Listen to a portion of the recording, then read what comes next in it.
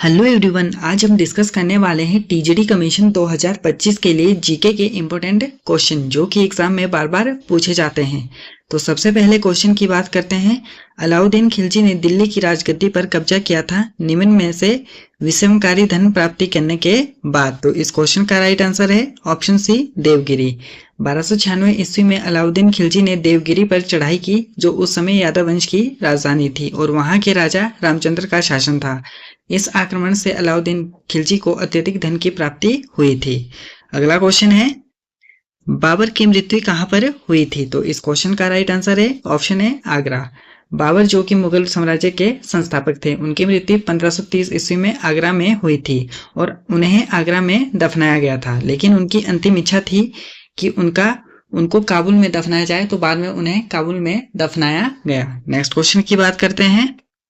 चार मीनार अवस्थित है, तो इस क्वेश्चन का राइट आंसर है ऑप्शन सी, हैदराबाद। चार मीनार का निर्माण 1591 ईस्वी में कुतुबशाही वंश के 5वें शासक सुल्तान मोहम्मद कुतुब ने करवाया था। नेक्स्ट क्वेश्चन है, सर्वेंट ऑफ इंडिया सोसाइटी के संस्थापक कौन है? तो यह क्वेश्चन भी इंपोर्टेंट है। तो इस क्वेश्चन का राइट आंसर है option C, Gopal Krishna Gokhale. Servant of India society की स्थापना 1905 में पुणे में हुई थी। इसका उद्देश्य था ऐसे भारतीयों को तैयार करना जो राष्ट्र सेवा, शिक्षा, सामाजिक सुधार और राष्ट्रीय जागरूकता के लिए अपने जीवन को समर्पित करें। नेक्स्ट है, सिद्धू का संबंध था। तो इस क्वेश्चन का राइट आंसर है ऑप्शन है, संताल विद्रोह से। सिद्धू मुर्मू और उनके छोटे भाई कान्हू मुर्मू ने 1855 में ब्रिटिश शासन, जिम्मेदारी और महाजनों के शोषण के खिलाफ संथाल विद्रोह का नेतृत्व किया था। अगला क्वेश्चन है, स्वदेश बांधव समिति की स्थापना किसने की थी? तो इस क्वेश्चन का राइट आंसर है ऑप्शन है, अश्विनी कुमार दत्त। स्वदेश बांधव समिति की स्थापना 1905 ईस्वी में की गई थी। इसका उद्देश्य था स्वदेशी आंदोलन को बढ़ावा देना, विदेशी वस्त्रों और वस्तुओं को बहिष्कार करना, राष्ट्रीय शिक्षा, आत्मनिर्भरता और आर्थिक स्वतंत्रता को बढ़ावा देना। अगला क्वेश्चन है, निम्न कौन सा ऑफिशियल दस्तावेज भारत से संबंधित है? तो इस क्वेश्चन का राइट आंसर है श्वेत पत्र या white paper. White paper Bharat सरकार द्वारा जारी किया गया एक आधिकारिक दस्तावेज होता है। अगला क्वेश्चन है, संविधान संशोधन की विधि दी गई अनुच्छेद है। तो इस क्वेश्चन का राइट आंसर है ऑप्शन सी, 368। तो अनुच्छेद 368 भारतीय संविधान में वह अनुच्छेद है जिसमें यह बताया गया है कि भारत के संविधान में संशोधन कैसे किया जाता है। नेक्स्ट क्वेश्चन है, भारतीय संविधान का कौन सा भाग संविधान की आत्मा कहा गया है? तो इस क्वेश्चन का राइट आंसर है ऑप्शन है, प्रस्तावना। भारतीय संविधान की प्रस्तावना को संविधान की आत्मा कहा गया है। यह शब्द विशेष रूप से डॉक्टर भीमराव अंबेडकर द्वारा कहे गए थे। अगला क्वेश्चन है, राज्यसभा का अध्यक्ष कौन होता है? तो यह क्वेश्चन भी एग्जाम में बहुत बार पूछा जाता है। तो इस क्वेश्चन का राइट आंसर है ऑप्शन बी, उपराष्ट्रपति। भारत के उपराष्ट्रपति राज्यसभा के अध्यक्ष होते हैं। वर्तमान में श्री जगदीप धनखड़ भारत के 14वें उपराष्ट्रपति बने, तभी से वह भारत के राज्यसभा के अध्यक्ष है। नेक्स्ट क्वेश्चन की बात करते हैं, भारत में योजना अवकाश अवधि रही थी। तो यह क्वेश्चन भी बहुत बार पूछा जाता है। तो इस क्वेश्चन का राइट आंसर है ऑप्शन बी, 1966 से 69 तक 3 वर्ष की वार्षिक योजनाएं चलाई गई थी। इस समय को योजना अवकाश भी कहा जाता है। अगला क्वेश्चन है, भारत सरकार का सबसे बड़ा इंटरप्राइजेज कौन सा है? तो इस क्वेश्चन का राइट आंसर है ऑप्शन बी, रेलवे। भारतीय रेल भारत सरकार का सबसे बड़ा पब्लिक सेक्टर इंटरप्राइजेज है। यह रेल मंत्रालय के अधीन आता है।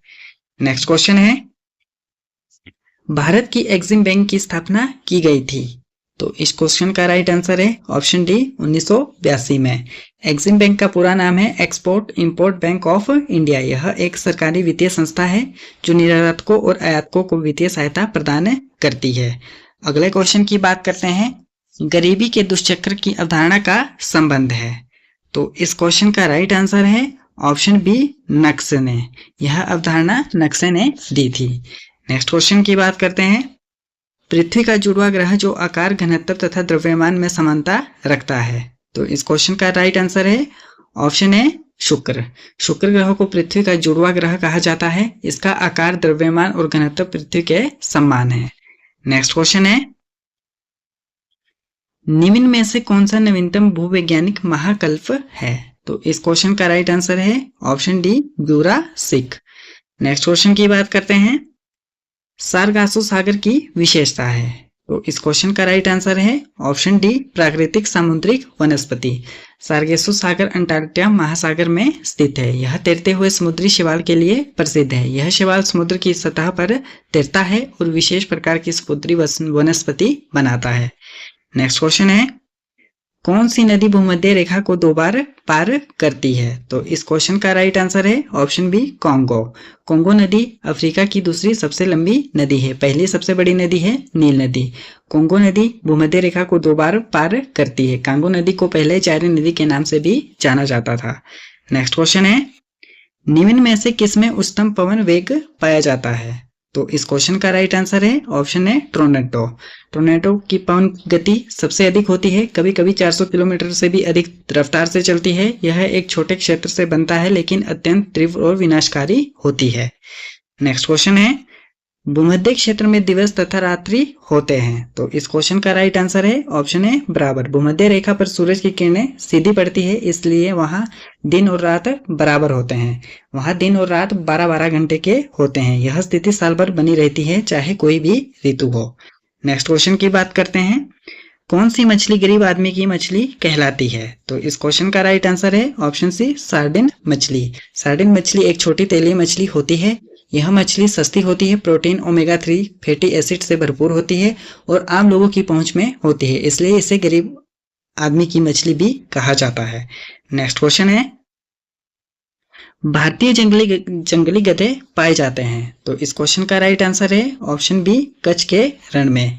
यह दुनिया भर में एकमात्र जगह है जहां पर भारतीय जंगली गधा प्राकृतिक रूप से पाया जाता है। यहाँ इंडियन वाइल्ड एस सेंचुरी स्थित है, जिसकी स्थापना 1973 में हुई थी। नेक्स्ट क्वेश्चन है, झरिया कोयला क्षेत्र आता है। तो इस क्वेश्चन का राइट आंसर है ऑप्शन है झारखंड में। झरिया कोयल फील्ड झारखंड के धनबाद में स्थित है। यह भारत की सबसे बड़ी और प्रमुख कोयला खदानों में से एक है। नेक्स्ट क्वेश्चन की बात करते हैं, भारत का स्पाइस गार्डन किसे कहा जाता है? तो इस क्वेश्चन का राइट आंसर है option C, Kerala. Next question है, वायरलेस संचार की खोज किसने की थी? तो इस क्वेश्चन का राइट आंसर है ऑप्शन सी, मार्कोनी ने।